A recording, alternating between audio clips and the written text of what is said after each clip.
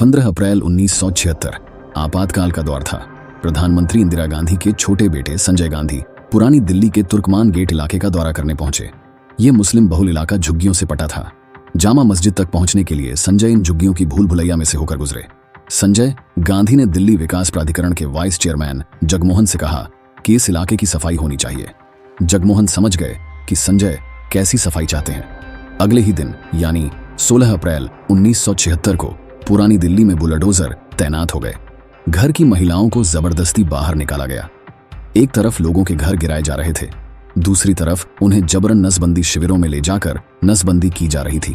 इससे जामा मस्जिद, चांदनी चौक और तुर्कमान गेट के आसपास रहने वाले लोगों में गुस्सा फैल गया। हजारों लोगों ने प्रदर्शन करना शुरू कर दिया। प्रशासन भी पीछे हटने को तैयार नहीं था, क्योंकि संजय गांधी का आदेश था। पुलिस ने फायरिंग शुरू कर दी, जनता ने पत्थरबाजी। इस क्लैश में करीब 400 लोगों की मौत हो गई।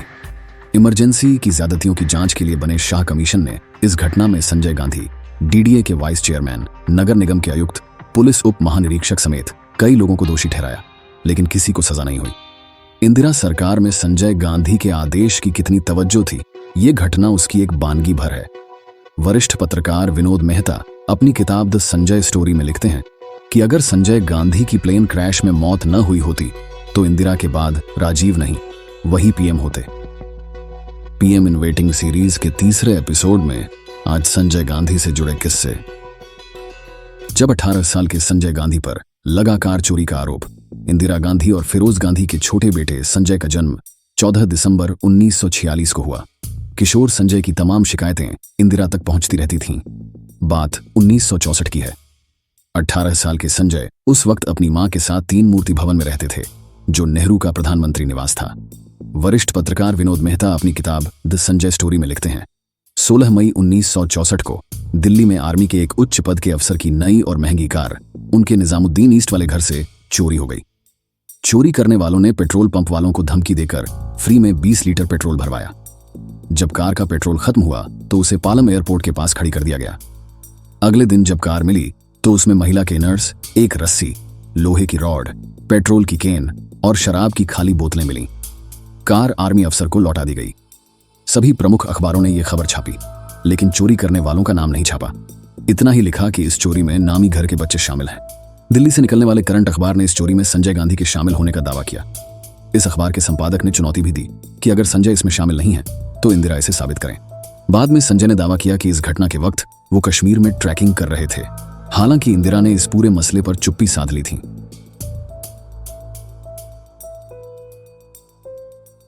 विदेश से 2 साल की ट्रेनिंग लेकर लौटे, अपनी कार बनानी शुरू की। संजय पढ़ाई में अच्छे नहीं थे, इसलिए उन्होंने अपनी हॉबी को ही करियर बनाने का फैसला किया। उन्हें सितंबर 1964 में इंग्लैंड के क्रेव स्थित रोल्स रॉयस के प्रोडक्शन प्लांट भेजा गया। ये 3 साल की ट्रेनिंग थी, जिसके लिए उन्हें हर हफ्ते 9 पाउंड सैलरी मिलती थी। दिसंबर 1966 में ओवर स्पीडिंग के लिए संजय को इंग्लैंड की पुलिस ने गिरफ्तार कर लिया। कोर्ट से माफी मांगने और जुर्माना भरने के बाद संजय छूटे। इसके बाद वे रोल्स रॉयस प्लांट की ट्रेनिंग अधूरी छोड़कर भारत लौट आए। तब तक उन्होंने एक स्वदेशी कार बनाने का सपना संजो लिया था। संजय ने सबसे पहले दिल्ली के गुलाबी बाग में एक मैकेनिक अर्जुन दास के साथ मिलकर एक ऑटोमोबाइल वर्कशॉप शुरू की। वहां अपनी कार का प्रोटोटाइप बनाया। 1967 के मध्य तक संजय पूरे जुनून के साथ अपनी वर्कशॉप में काम करने लगे। वह सुबह 8 बजे वर्कशॉप में पहुंच जाते थे और देर रात को लौटते थे। एक बार वर्कशॉप में हुए एक धमाके में संजय बुरी तरह जल भी गए थे। फेल हो गई संजय गांधी की बनाई कार। फिर भी लाइसेंस और 300 एकड़ जमीन मिली। 1966 में लाल बहादुर शास्त्री के निधन के बाद इंदिरा गांधी देश की प्रधानमंत्री बन चुकी थीं। 13 नवंबर 1968 को संजय ने स्वदेशी स्मॉल कार बनाने का प्रपोजल दिया, जिसकी कीमत महज 6000 रुपए बताई गई। उद्योग विकास राज्य मंत्री रघुनाथ रेड्डी ने संसद में बताया कि स्मॉल कार प्रोजेक्ट के लिए दुनिया भर से 14 प्रपोजल आए थे, लेकिन सरकार को संजय गांधी का प्रोजेक्ट किफायती लगा, इसलिए उसे सिलेक्ट किया गया है।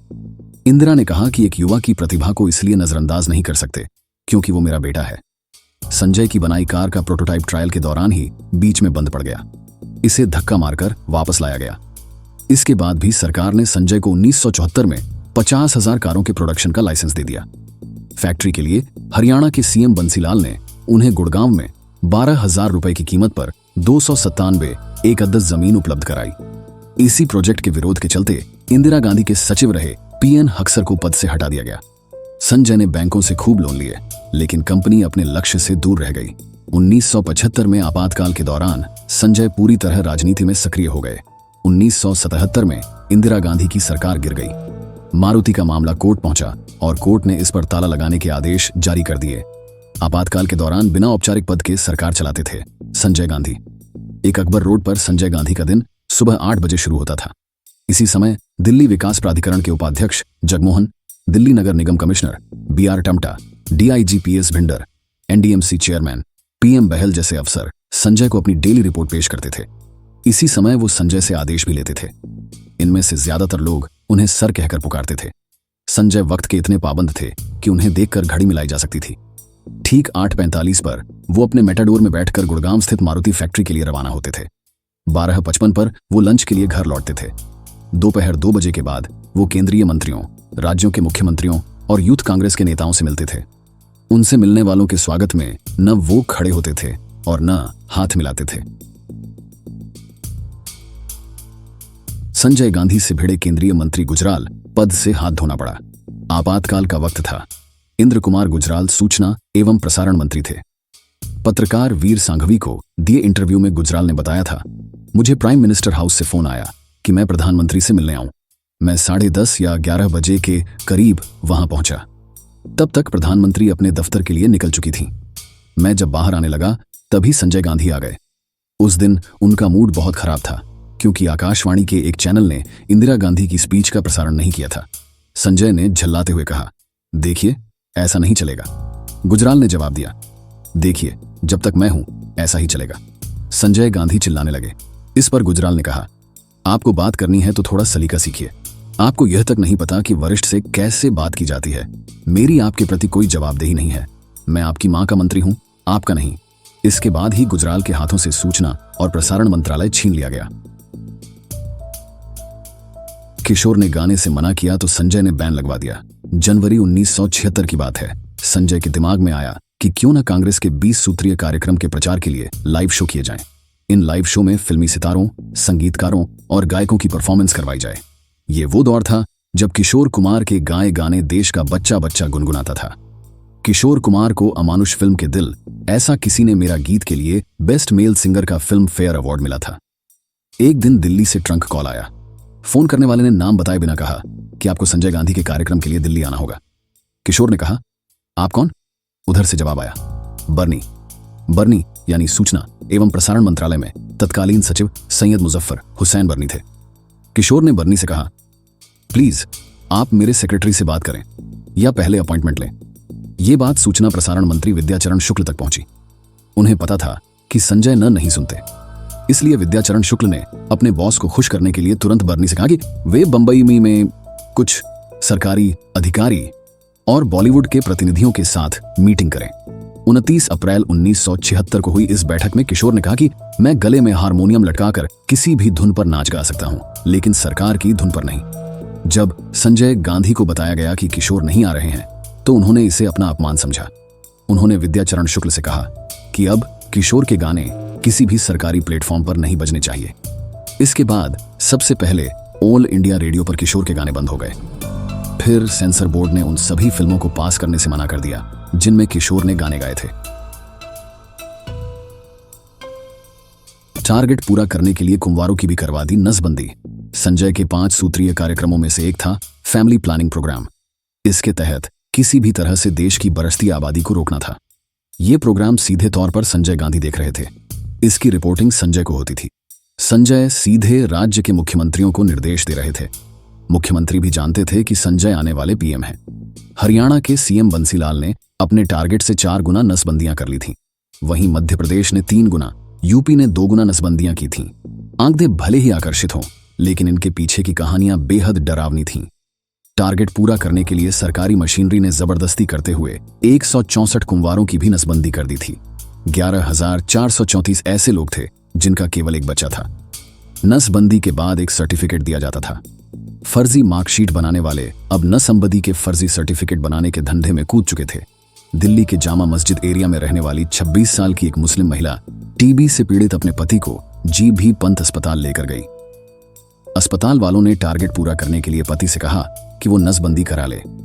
उसके पति ने इनकार कर दिया, इसलिए उसे भर्ती नहीं किया गया।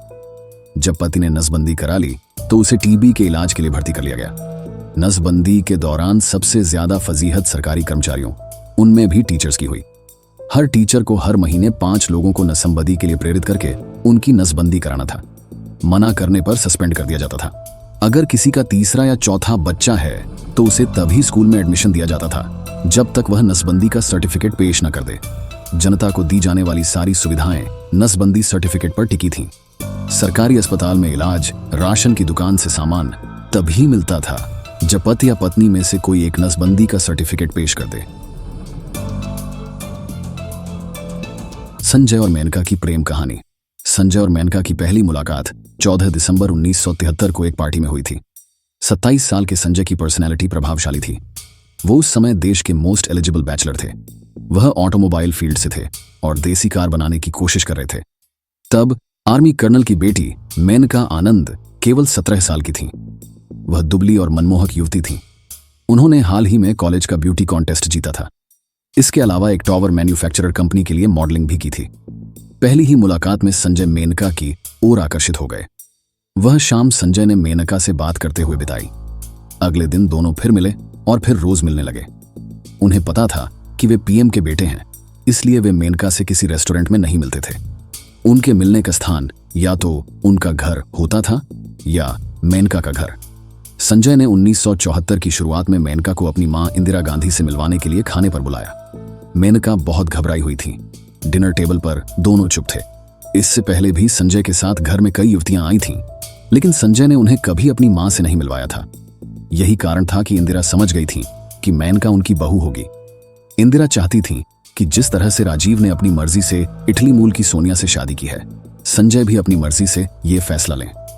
29 जुलाई 1974 को पीएम हाउस में दोपहर 1 बजे औपचारिक सगाई समारोह हुआ। इसमें दोनों परिवार के सदस्य थे। इसके बाद संजय को हार्निया का ऑपरेशन हुआ। सुबह कॉलेज जाने के बाद मेनका दोपहर और शाम को अपने मंगेतर की एम्स दिल्ली के प्राइवेट वार्ड में देखभाल करती थी। अस्पताल से छुट्टी के कुछ दिन बाद 23 सितंबर 1974 को संजय और मेनका की शादी हो गई। इंदिरा गांधी ने अपनी बहू को 21 कीमती साड़ियां, एक लहंगा, सोने के 2 सेट के अलावा एक और खादी की साधी दी। ये वो साधी थी जो उनके पिता पंडित जवाहरलाल नेहरू ने आजादी की लड़ाई के दौरान जेल में रहने के समय अपने हाथों से बुनी थी। विमान दुर्घटना में संजय की मौत। 72 घंटे बाद रोई इंदिरा। 1976 में संजय को छोटे विमान उड़ाने का लाइसेंस दिया गया था। जब जनता सरकार आई तो संजय का लाइसेंस सस्पेंड कर दिया गया। कांग्रेस सरकार के फिर से आने पर सरकार ने सबसे पहला जो काम किया वो संजय का लाइसेंस बहाल करना था। योग गुरुस्वामी धीरेन्द्र ब्रह्मचारी ने मई 1980 में एक 2 सीटर पिट्स S-4A विमान इंपोर्ट करवाया था। ये हवा में कलाबाजियां कर सकता था। विमानों के दीवाने संजय गांधी इस विमान को उड़ ढाने वाले पहले शख्स बनना चाहते थे, लेकिन पहली बार उसे दिल्ली फ्लाइंग क्लब के इंस्ट्रक्टर ने उड़ ढाया। संजय गांधी ने इसे पहली बार 21 जून 1980 को उड़ ढाया था। अगले दिन 22 जून को वे पत्नी मेनका को लेकर आए। 40 मिनट की यह फ्लाइट मेनका के लिए बहुत डरावनी थी। मेनका गांधी अपनी किताब संजय गांधी में लिखती हैं कि 23 जून 1980 को संजय सुबह 7:30 बजे सफदरजंग एयरपोर्ट के लिए निकले थे। उस दिन पिट्स S-4A में माधवराव सिंधिया संजय के साथ बैठने वाले थे, लेकिन वो एयरपोर्ट के पास रहने वाले कैप्टन सुभाष सक्सेना के घर पहुंचे। थोड़ी देर बाद दोनों विमान के साथ आसमान में थे और कुछ देर बाद हवा में कलाबाजियां करते हुए विमान क्रैश हो गया। संजय और सुभाष दोनों की इस हादसे में मौत हो गई। बेटे की मौत के 72 घंटे बाद इंदिरा पार्टी के नेताओं के साथ कार्यालय में बैठी थी। संजय का नाम आया तो रो पड़ी। यह पहली बार था जब इंदिरा के आंसू लोगों के सामने नजर आए। 1980 में संजय की मौत के बाद बेटे के सपने को साकार करने के लिए इंदिरा ने मारुति प्रोजेक्ट को फिर से शुरू किया। जापान की सुजुकी कंपनी के साथ मिलकर काम किया गया। पहली मारुति सुजुकी 800 कार 14 दिसंबर 1983 को संजय गांधी की 37वीं जयंती पर डिलीवर की गई।